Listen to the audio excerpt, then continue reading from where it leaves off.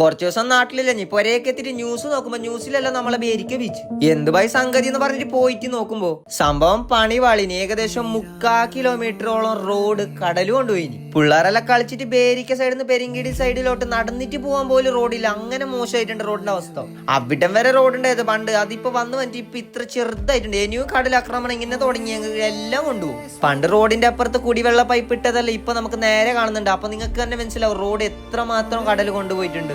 പഞ്ചായത്ത് നിന്ന് എല്ലാം വന്നിട്ടുണ്ട് കളക്ടറിന് റിപ്പോർട്ട് കൊടുക്കാൻ എടുത്ത സിറ്റുവേഷന്റെ. ഇതിനെന്തായാലും സൊല്യൂഷൻ ഉണ്ടാകുന്ന ഇവരടുത്ത് ചോദിച്ചിട്ടാകുമ്പോ ഇവർ പറയുന്നത് അതെല്ലാം നമ്മൾ കളക്ടറിന് റിപ്പോർട്ട് കൊടുക്കും, ബാക്കിയെല്ലാം അവിടെ നിന്നാണ് ചെയ്യുന്നത്.